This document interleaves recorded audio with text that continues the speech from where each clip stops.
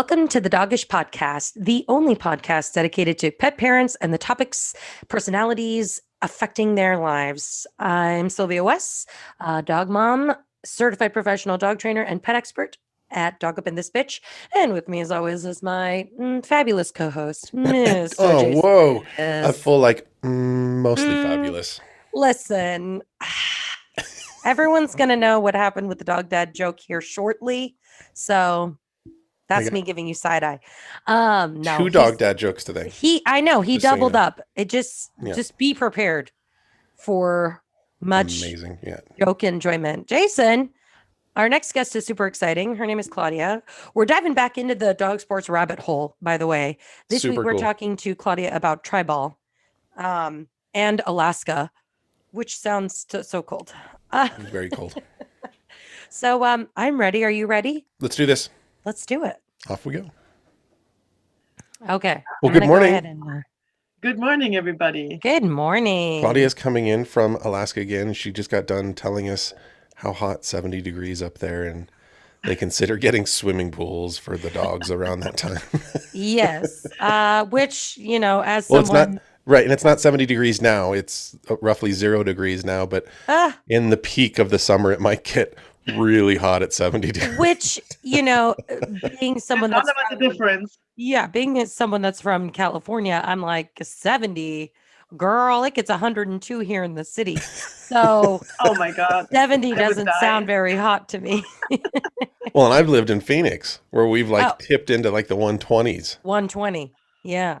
Yeah. But now I got to be so we visited down into Phoenix not too long ago, and after being back in Reno for 6 years now, I'll be out, mowing the grass or something like that, having no clue how I'd be able to tolerate an additional 30 degrees on top of that.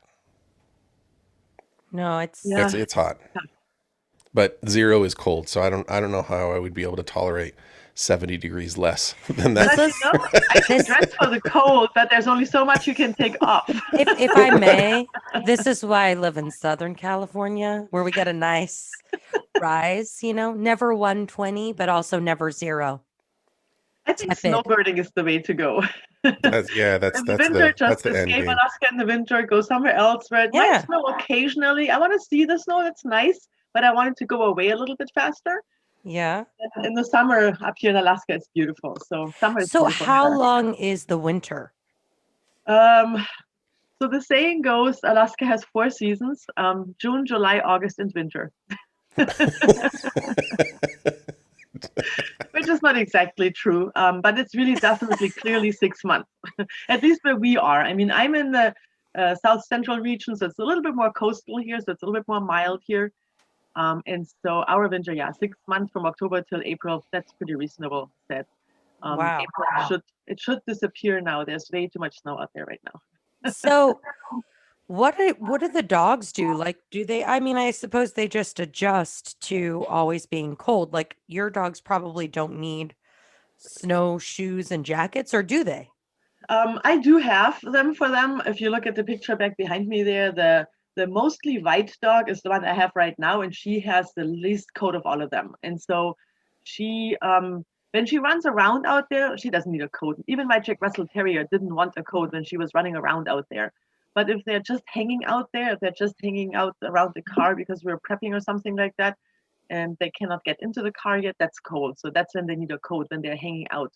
And booties I put usually on the dogs when it's less than 15 degrees, but that depends on the dogs. Some dogs up here need booties not because it's so cold, but because they snowball up so badly, like golden retrievers. They wear booties in the warm snow because they get so many snowballs. What's a snowball? Then the snow collects in their fur and it makes little snowballs, and they look like a Christmas tree with hangings on there, with decoration on there. Have you never seen this, Sylvia? Snowballs hang in the fur. Literally just said I live in California. Oh man, somewhere that I'm more of an expert on dog something than Sylvia is. This is amazing. Listen, there are probably a lot of our listeners who don't live in the snow and have never seen a snowball on a dog. So that's true. That boggled my mind. Let's have a quick... I have to Google it. I'm Googling. Okay, so let's take a real quick conversation about this. There's wonderful pictures about golden retrievers that are kind of like below their belly line. Everything is just snow, like 50 pounds of snow hanging on them. I'm just going to hold this up anymore. for any of our YouTube people who've never seen snowballs. Oh, yeah, it's crazy.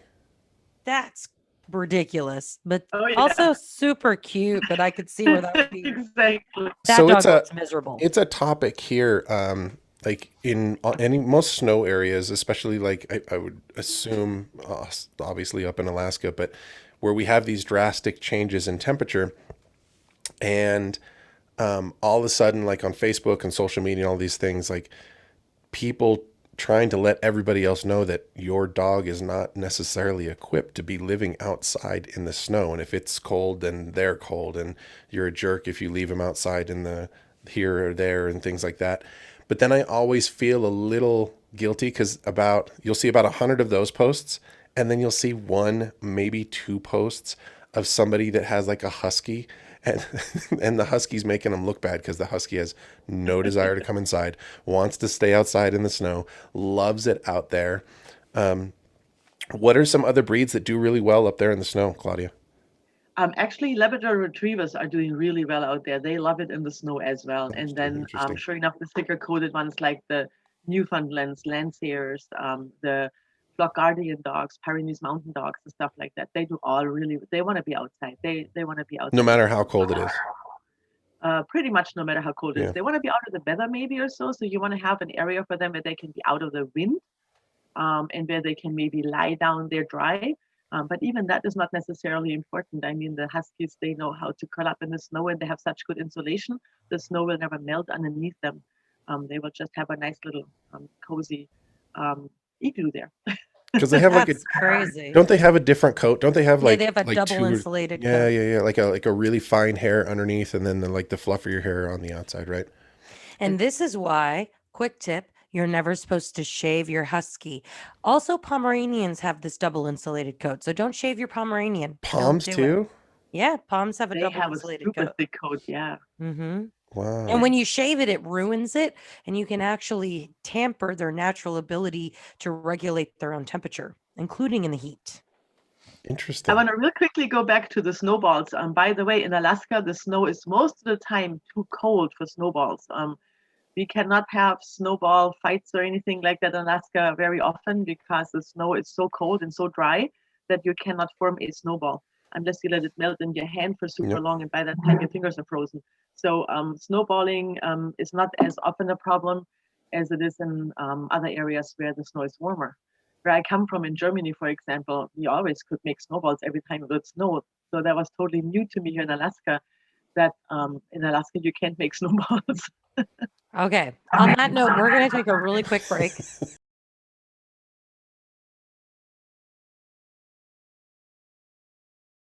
Okay, so we're back here with Claudia, who, contrary to popular belief, we did not bring on to talk about snow and Alaska. We actually brought her to talk about the crazy, wild, and wonderful world of dog sports. And Claudia happens to be an expert trainer of trainers for the sport Treibball, which probably most of our listeners don't know what that is. So, Claudia, do you want to explain to everybody what Treibball is? So in Treibball, the original idea or the original game was that there would be a goal like a soccer goal, and the handler would stand in that goal, and in front of them on the soccer field, basically half a soccer field, would be 8 balls, and they're exercise balls, the size of exercise balls for a regular sized dog. I mean, they can be smaller for smaller dogs.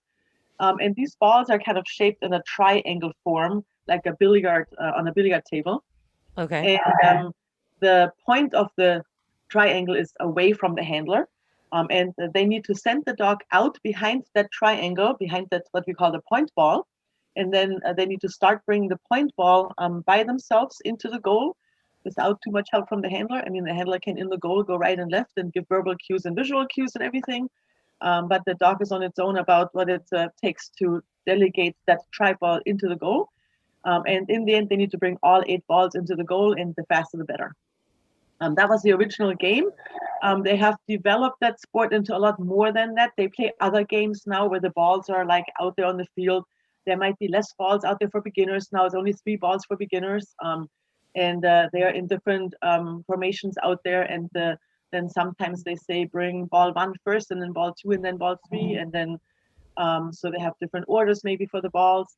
Then they might even have a specific freestyle challenge. They do that too now. They call them Treibball freestyle challenges, where they say you need to first surround all the balls 1 time and then come back to ball number 1 and pick it up first. And then you have to surround ball number 2 individually, and then you got to go to ball number 3 and bring that one home. And, different ideas on what to do. So actually, it's more than just pushing balls.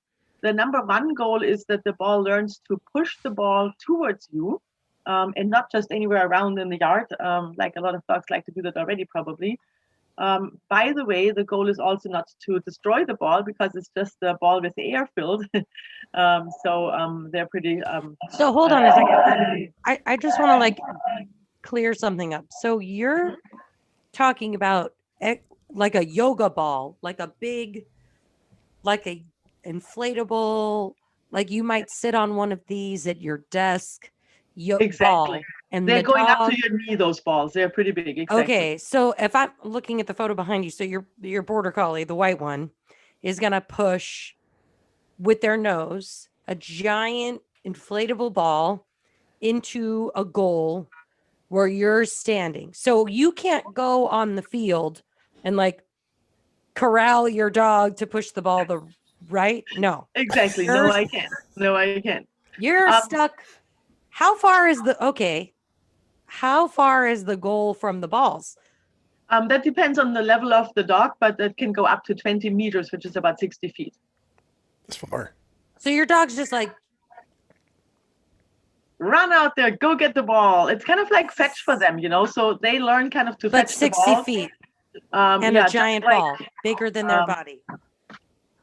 About, a little bit bigger, That's about shoulder height, I think. And the reason why you want a bigger ball is because they're not allowed to use their paws to push the ball. Okay. So if the ball is too small, they will actually try to go on top of it with their paws, and they're not allowed to do that. So bigger is actually better, so that they really stick with the rule of pushing it with nose, head, or chest, but not with the paws. No feet allowed. No feet allowed. So like this one, not that she'd ever do Treibball. Maybe though. For her, there would be smaller balls. I mean, you would balls. do smaller balls for the small dogs. Yes, it can be done with any dog, any size, because they will adjust the ball size for the dog. I mean, I can see you working through all of this. Well, I'm trying to like, I mean, I've seen probably what is more considered like freestyle. I'm just trying to, okay. So now what happens? This is how my brain works. So what happens if your dog goes out to the triangle, which I'm literally envisioning like when you set a pool table up, like the little triangle, right? You rack your balls. So they've got like a rack of giant balls on a giant pool table, which is a field. The dog goes out and they get that first ball. Do they break all the other balls apart, or they have to push that first ball without touching any of the other balls? That is a very good question. It's actually just like in billiard. They're supposed to push the first ball so hard that it pushes all the other balls out of position. That's like so that they are now actually sprinkled over the field. Okay, so but the flat part of are they in the shape of a triangle? That's why it's called Treibball, right? So do they when they break it, do they go around to the top and then come back towards you to break it? They don't break through the bottom, right? No, they don't break through the bottom. You're correct. They are going to the tip, just like the point ball, just like in billiard, you go to the tip and push that first ball against the tip, and that pushes all the other balls out of position. Is there an out of bounds? Like, what if they break it and the balls like fly off the field? What happens? Usually those fields are fenced in physically, so they put a physical fence up there so that the balls cannot get out. But there are some competitions where there is actually just a borderline on the ground with like surveyor tape on the ground or something. I mean, that feels impossible. And there, it's really important for the dogs that they catch the balls that are like by the wind blown towards the tape. They got to run after those balls first. So that's why it's super important for the handler to be able to tell the dog stop this ball right now, stop right there, and go to the other ball first and pick the other ball up first, because that's about to blow out of our field, and then this ball is not valid for us anymore, so we can't bring that in anymore. This is a whole nother level of communication. I mean, I knew dogs were smart, but like, okay, I'm just trying. So now as a trainer, like this is where my brain is like, because I'm just trying to think about like how in the heck you train a dog. See, I've always wanted. Starting with a closer distance for sure. You wouldn't start with such a far distance. You don't start until you're like, hey, go out there and get that ball 20 feet or 20 meters away or something, So it has to all start with a very close distance. It has to start with teaching the dog specific basics. And there's okay. So what's one of those basics? One of those basics is that you just teach the dog that they need to be on the other side of the ball. I mean, just go to the other side of the ball and face me. That is one major task that they need to learn, because if they don't understand, they need to go to the other side of the ball first before they can push it. Then they will never push it to me. So right, because they need to push the ball towards you. Towards me, always, exactly. So they have to learn to like go around. So I think, so even more basic than that, they've got to learn pivots. It comes with the territory, I would say, because they want to face me, because they want to see what the next input is that I have to give them. Right. So they do want to, but yes, you're right. I mean, when I teach my dogs, when I teach the dogs to go to the other side, I teach them, number one, that the nose is on the other side first. That's step number one. And step number two will be that butt comes around too, so that they're actually really across from me. Exactly. So that's like okay, Jason, this is where we're going to get real like dog nerd. Let me see it. But that's, so you're talking now about like hind end awareness and really kind of getting them to a little bit, because most dogs don't spin their butts around, right? Like they'll spin face first. Okay, Jason. So if you envision your dog like Max trying to go around in a circle, he's going to spin with his head.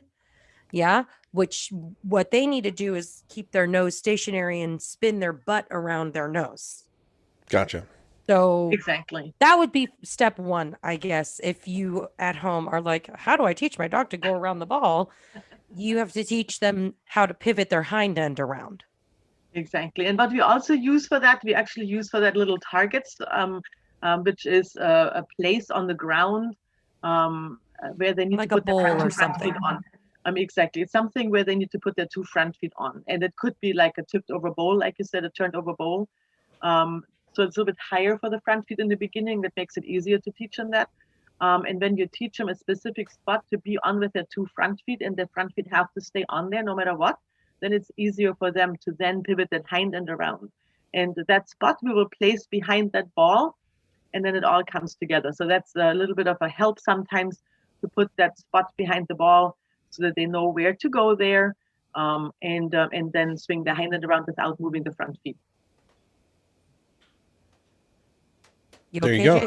There you get them to spin around, and now you can be a Treibball champion just like that. Exactly. almost. So that's it. We teach them directionals. We teach them go more this way, more to the right, more to the left, or go right around the ball or left around the ball. Go around all the obstacles counterclockwise, or go around all the obstacles clockwise. Go around one single ball clockwise or counterclockwise.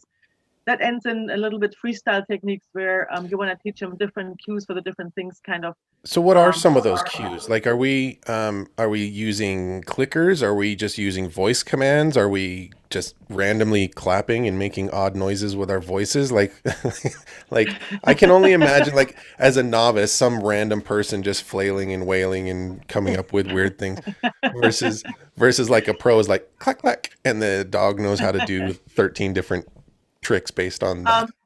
We're not like the hunting people where we do whistles or something like that, but we use regular cues, verbal cues, and the hand signals for sure too. I mean, the arm out all the way this way is go that way, right? Usually. But when we use verbal cues, we have actually started using them from the herding community, because in the beginning it was kind of thought that Treibball, which is the German word for driving a ball, Treib means driving and ball is the ball. Treibball was actually invented kind of with the idea in mind that herding dogs could herd exercise balls around. So it's kind of like an urban herding, Where like Exactly. instead of hurting Urban sport of sheep, herding. you're hurting. Wow. Okay. Exactly. This is, I think this is a good place to pause. We're going to take a quick break and more on this when we come back.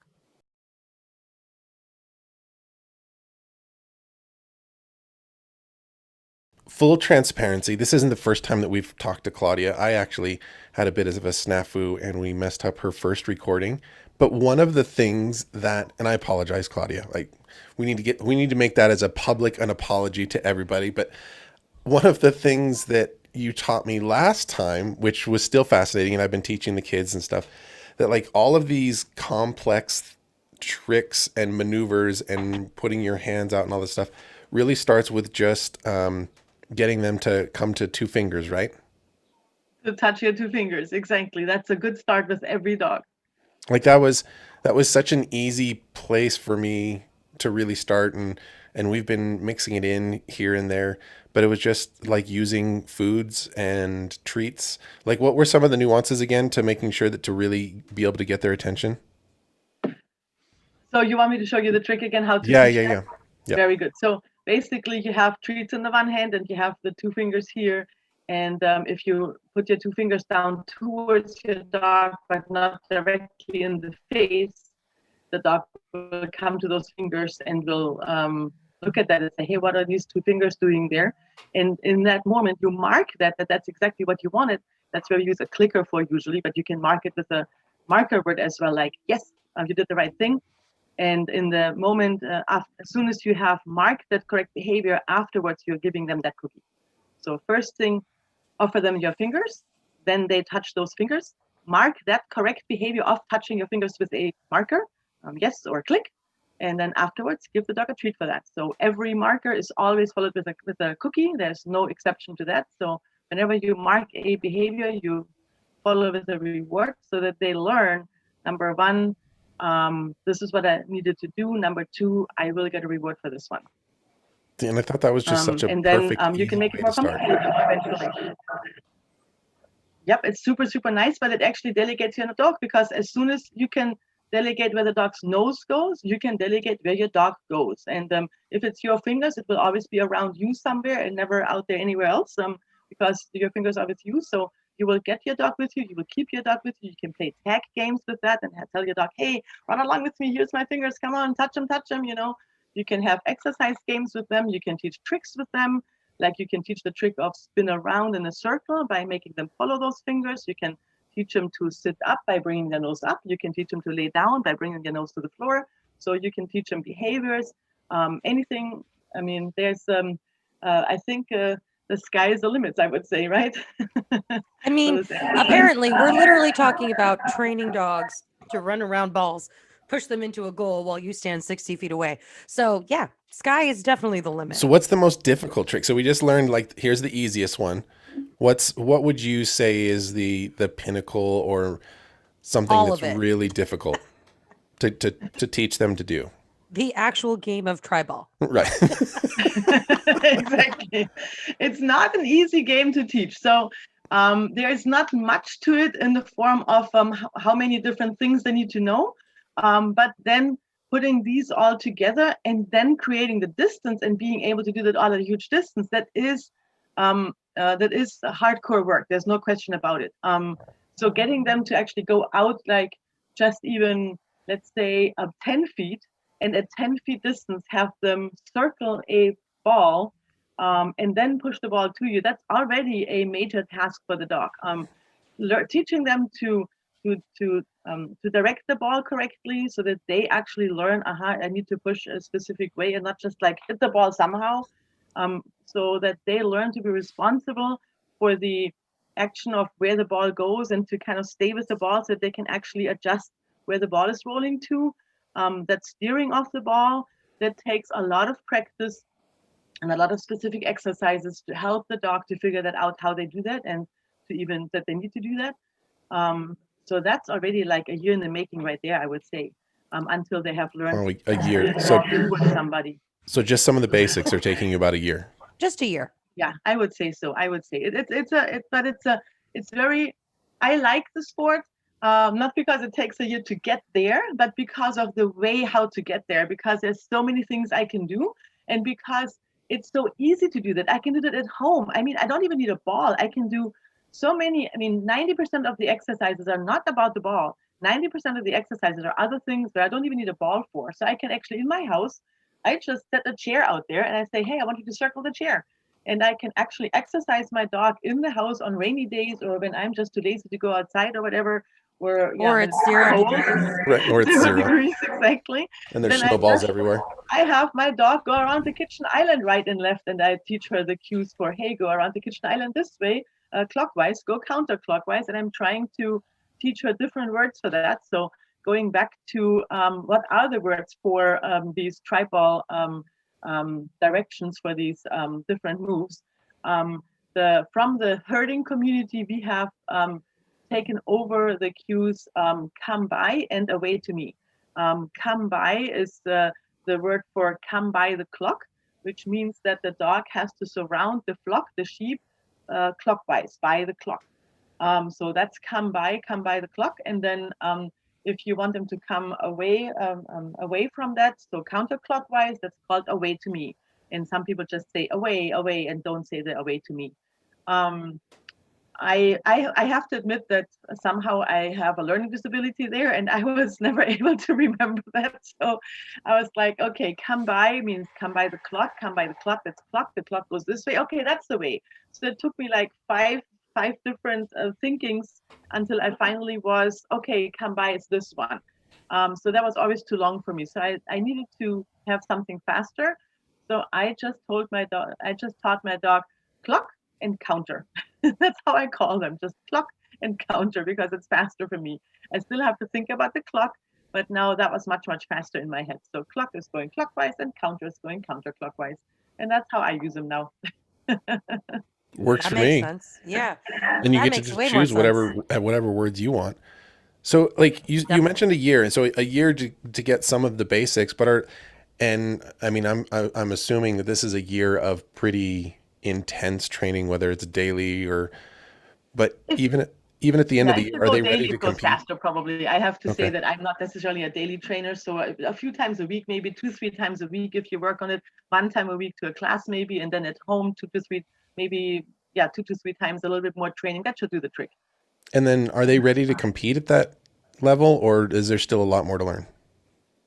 They can probably start to compete as long as there's so many other things to compete. I mean, if you really go to a competition, then your dog has to be okay with all the surroundings there, other dogs there, being in a different area and doing the same thing in a different area all of a sudden. So depending on your dog, if your dog is doing all the other dog sports and Treibball is just a new sport, then yes, after a year, I think you can compete. But if your dog is brand new to everything and needs to also learn to do Treibball in different environment first, maybe go out in a yard first. First, we have only done it at the dog training facility, maybe only indoors. Now they have to do it outdoors. Now they have to actually learn outdoors in a different venue, maybe in your own yard or somebody else's yard or in a public park or something, dog park, not dog park probably, but just a park somewhere on a field or something like that. So that, and then the tournament experience of there's other dogs barking in the background, there's people walking around and stuff. So there's so many more distractions that they have to work through as well. Them saying a full beginner probably will need a little bit longer to work on these things just as well. So how long have your dogs been training for this? So here we go. She says best answer to a question ever. Yeah, here comes my little confession. I'm living in Alaska. In Alaska, we do not have competitions. Wow. So I'm off the hook with competitions, which reveals that I do the sport not because of the competition, but because I just love the activity with the dog. Wow. I actually, the dogs in my background, I have 2 black and white dogs in there. And these 2 black and white dogs, the one that is more black and less white, she's an Australian Shepherd Husky cross, just to tell the people that can't see the picture. Australian Shepherd Husky cross, and on the picture, she's already like 15 years old. And she was the dog that I had for 16 years, and I did Treibball with her for 10 years. Wow. Even though I never competed with her in a competition, in a Treibball competition. I was actually taking part with her 16 years, 18 years ago. Holy smokes. 18 years ago, I was competing with her in a what's called a World Treibball League, which is kind of an online challenge where the host gave us challenges every 2 weeks throughout the winter. And every 2 weeks, we would videotape ourselves, practice that challenge, videotape ourselves, and then submit that video on time before the next challenge would come out. And so she participated as, she was back then already. 18 years ago, there was online challenges? Oh, no, that's wrong. 2013. It was 2013. So it was 8 years ago. So that's what it was, 8 years ago. I knew it was 2013 it was. So Okay. yeah, because she was already 10 years old by that time, and she was grandma. She was participating grandma. And because I didn't start the sport with her until she was like 7 or something like that.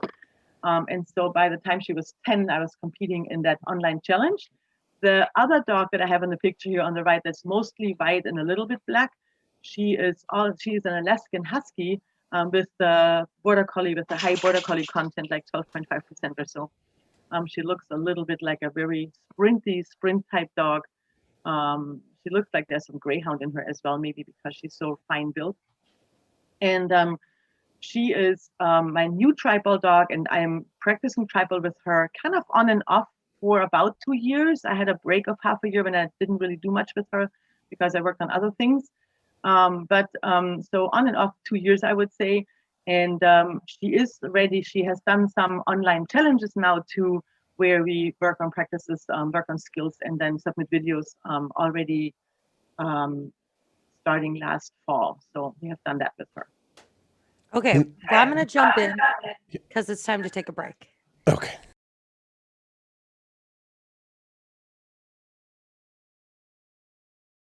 We're back. Okay. We can be back now. Okay. Yeah. So I was curious, like, we can't leave out number 3 there. So who's that? Number 3 is my sweetest dog ever. That's Chinook, and she is a true Alaskan Husky, and true in the sense of a true sled dog, because Alaskan Huskies are actually bred to be sled dogs. And she is a true sled dog. She was born as a sled dog in a mushing kennel. She actually has participated in long distance racing. She actually was in the Iditarod, which is a 1,000-mile race through the Alaskan wilderness. 1,000 miles? Were you on the sled, or was someone else on the sled? No, not me. Not me. Actually, she was with a friend of us, Jeff Dieter. She was raised in our kennel. We had a sled dog kennel. My husband was running the Iditarod twice, but she was too young at that point. She was only 1.5 years old when we actually retired from mushing and sold the sled dog team to somebody else who would continue the sport, because sled dogs need to work, so they need to do something. So for them, it's actually better to give them to somebody who will raise them rather than to have them sit in the yard and just grow old. And she was only 1.5 years old, definitely too young to sit in the yard and do nothing. So the sled dog team was sold to some other musher, but to a good friend of ours. And she was actually running the Iditarod with him and finishing with him to Nome. And then I did get her back as a retiree. She actually ended up going to another musher yet and stayed with that musher for a while, also a friend of ours. And that musher needed to eventually reduce kennel size, and she knew that I told her I would take the dog back. So I got the dog back when she was only 7 years old, and then she grew old with us until she was about 14. Wow. So, okay. I've never been a sport dog, by the way. She was never a sport dog. She was just a wonderful run-along farm dog with us. So that was what she wanted to be, a run-along farm dog. Oh, I love that. Well, can I ask how long 1,000 miles? Wait, I have a question. I know, but I'm worried that you were going to like switch topics. And I'm like, Jasen. 1,000 miles. That is so in the snow with snowballs all over the place. 100 miles a day. 100 miles a day. She just said Alaska snow is not, it's too cold to make snowballs. Some days, not all days. Jasen, you need to listen to our host listeners. Those dogs do not get snowballs. No, and those dogs don't have the fur for snowballs. I mean, you cannot have a dog in there that gets snowballs. There's no way. So 10 Yeah, days. Jasen. So cool. I've seen some of those videos before, and I've heard about that race, but I don't really know much of the details. So I didn't realize. You can invite me another time for this topic. Yes, I that'd be mean, awesome. seriously. Okay, man. okay. All right. You're on deck. You're up. Oh, yeah. Hit it. Thanks. Oh, wow. Take a swing. Thank you, Jasen. Let me see what you got. Thank you so much. My question was for all of our listeners who don't live in Alaska and can't sled 1,000 miles, but might want to try a Treibball at home. I'm going to go out. I'm going to buy a giant. Well, I don't have big dogs, so I'm going to buy a small exercise ball. You're going to buy kickballs. I'm going to buy kickballs that come up to my dog's shoulders. Correct? That's the sizing. Yeah, exactly. How do I get them to push the ball with their face? I tell you what, I wouldn't even buy a ball yet. The best way to actually start this is if you don't use a ball, but use other objects to practice first. And going back to the pushing of the finger, right? You can actually have them touch other things. So they can touch fingers, they can touch cooking spoons, they can touch little toys, toys on wheels, for example, kids' toys on wheels. And you can teach them with the cooking spoon already that they should not just touch it, but they should touch it harder. And so they learn to touch to harder, and then they learn to touch even harder. And so they're moving it. And so you teach them to move it. You can also, in that same context, you can teach them to like touch a door and close a door. So then when the door moves, that's a good thing. They're learning that moving something is a good thing. That's what you want from them. Not that they're getting scared. Like sometimes kids get scared. Oh, I think I broke something. And the dogs are the same way. Something moves. They're like, oh my God, I think I broke something. Or they get scared of the movement and say, oh God, that moved now. That scared me. So either way, but a lot of times moving really scares them. So you need to teach them that moving something is a good thing. And then touching it on the other side of yours again. So teaching them right from the get-go that if they can touch that kids' toys on wheels on the other side over there, maybe put a little post-it sticker on there, say, this is what I want you to touch, here's the post-it sticker, right? Put the post-it stickers in your house around, say, yeah, you got the post-it sticker, that's where you touch, right? And then put the post-it sticker back on the cart or wheel, on the little wheeled object, and then have them push there. And when it moves, like, yay, it moves, great. So that's the first thing you would do, is really actually get them to move something else but a ball. So you don't want to start with a ball. You want to get the behavior first on other objects, and then you transfer that to the ball once they know to use their paw. That way you don't have to undo wrong behaviors. Like if you start with the ball too early, a lot of times what happens when people come to us and they're like, oh, my dog can already push the ball, so it's super easy for me to learn Treibball. So what do I do? And we're like, okay, we got to undo a few things here. So we're actually correcting some things. Number one, don't just push the ball anytime, anywhere. You need to actually only push the ball when I tell you to, but you can't just go and push the next best ball. You need to really wait for me to tell you. So the number one thing that we need to undo in dogs that already know how to push a ball is that we need to teach them only push if I tell you to. So that's the same thing with the kids' toy. You can also teach your dog right there already, only push it if I tell you to. And then I could just imagine like a very exuberant dog would be like, push the ball and the ball moves, and then they're like, ball, and then they go attack the ball. Exactly, they go blasting after the ball and then race after the ball. Exactly, that can be good, but it can also, so it shows enthusiasm. That's a good thing, right? There's nothing wrong with that. But sometimes we have to then say, hey, really, this is not exactly the right way. They need to really steer it better, and they need to really bring it to us. So yeah, there's a little bit more to that. And then teaching them that there's other things to do around a ball. When the ball is present, I want you to still listen to me. Like, can you sit? Can you lay down? Can you walk around the ball without touching it? Can you stay far enough away from the ball so you don't even touch it with your shoulders so it really doesn't move?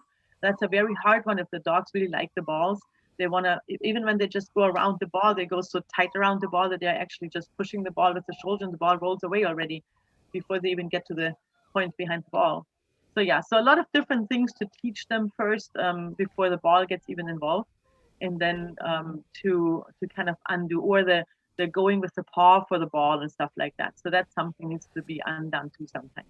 So do you coach a lot of people with this stuff? Like I know there's not a lot of competitions and you do the online stuff, but are you coaching a lot of people? No, it's a small niche right now at this point. There's definitely other sports that are growing faster than Treibball, which I don't really understand why. Me neither. I'm all gung ho. I'm gonna start teaching Juniper to Treibball. I have just filled another Treibball beginner class right now, so I'm starting another Treibball beginner class, and so I'm looking forward to start that actually this week. That will be a lot of fun, but I don't offer beginner Treibball classes as often as I offer like agility classes or something. So the agility classes are still the things where the people are like, oh yeah, obstacles, and this is so great, and so they see something more there going on, and it's like it's a little bit easier in agility to say, hey, here's an obstacle, I teach you how to get your dog over that safely, and then the dog does it, and that's good. And then they feel that's all the dog needs to learn there. And then we can, by the way, later on, in between the obstacles, sneak in that there's a lot more to agility as well, like directional changes and all that stuff, and handler pathway changes and stuff. So there's a lot more, but I can sneak that in between the obstacles later on. Where in Treibball, it needs to be upfront already more, and then people get a little bit frustrated sometimes with, yep, that goes much slower than I thought, and I thought my dog would be faster just playing Treibball. So because it looks like so easy, it's just some balls and nothing else. But yeah, there's a lot more to it. But you do, but there are so much distance control over my dog. But you do offer a lot of coaching for other sports. Yes, we do. Besides Treibball, we do agility. We get people into rally obedience. Nose work is another sport. So there's a lot of good sports out there, definitely. Yeah. Okay. I hate to interrupt. Oh, jeez. Again. But we're here. We're at the end of the show. That's it. Oh, man. Oh, no. Your questions are done, Jason. No more from you. I would have had time for one more if you wouldn't have stopped me earlier. Actually, excuse you. I was being kind. The timer ran out like 3 minutes ago, and I just let you go, Jason, with your curiosity. Okay. But Claudia, because you've done this before, you already know what we need to do right now. So hopefully Jason's prepared something new for you. I got you. He's got a big stack of dog dad jokes. No, I'm actually running out. I'm running thin. Oh boy. Our future guest may get some really bad ones, but I got a good one today. Okay, good. Let's you ready? hear it. As I'll ever be. Why did the Australian Shepherd keep crossing the road? I don't know. She's ready. His owner was throwing a boomerang.